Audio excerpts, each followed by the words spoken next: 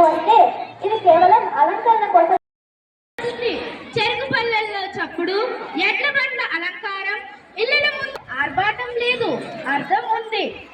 ఇక దేవుడికి నైవేద్యం పెట్టే పండుగ కాదు, తరతరాలుగా వచ్చిన సాంప్రదాయాలను మళ్ళీ మనసులో నిలిపే గంగిరెద్దుల సందడి, హరిదాసుల కీర్తనలు, భోగి కలుసుకున్నా. ఈ రోజు ఈ సాంస్కృతిక వేడుకకు ముఖ్య అతిథిగా విచ్చేసిన పోలీస్ విజయనగరం గారిని, వేదికపైకి శ్రీ ఎం రామారావు గారు, చార్టెడ్ అకౌంట్ విజయనగరం గారిని, వేదిక గారిని వేదికపైకి సాదరంగా ఆహ్వానిస్తున్నాము. ఇక మా వేదికగా ఉన్న డాక్టర్ ఎంవిఆర్ కృష్ణాజీ గారిని, డైరెక్టర్ గురజాడ. విద్యతో పాటు శాంతమైన నాయకత్వానికి ప్రతిరూపంగా ఉన్న శ్రీ పి శేఖర్ గారు, ప్రధానోపాధ్యాయులు, గురజాడ పాఠశాల వారిని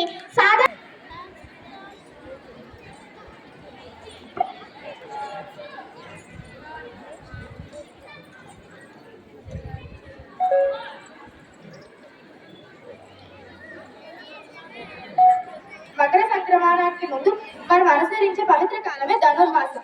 అంటే సంక్రాంతి సంబరాలకు మన జీవనాన్ని భక్తి, నియమం, సాధనంతో సిద్ధం చేసే ధనుర్మాసం అని చెప్పవచ్చు. ధనుర్మాసం సూర్యుడు ధనుర్రాశిలో సంచరించే కాలం కావడంతో దీని ధనుర్మాసం క్రమంతో ప్రారంభమై మకర సంక్రమణంతో ముగిసే పవిత్ర సంధికాలంగా భావిస్తారు.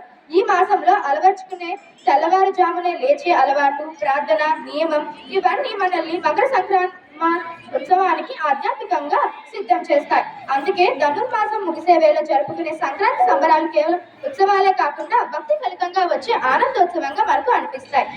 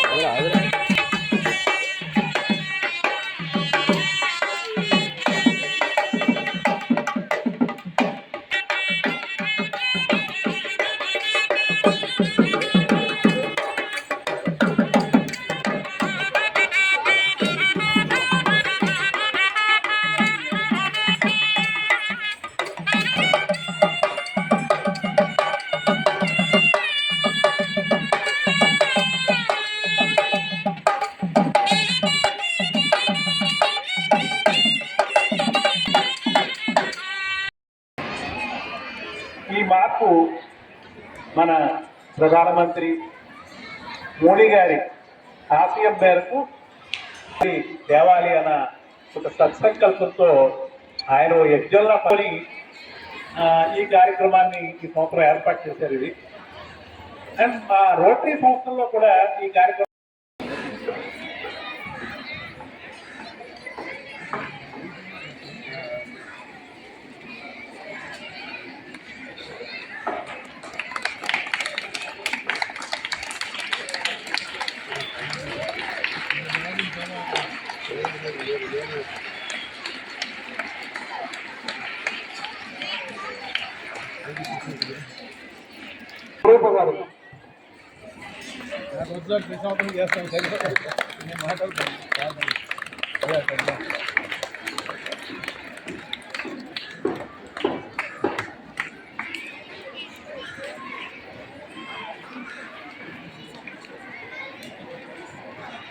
థ్యాంక్ యూ రామారావు గారు. అలాగే జప్పు రామకృష్ణ గారికి శేఖర్ గారి చేతుల మీదుగా ఫోటో.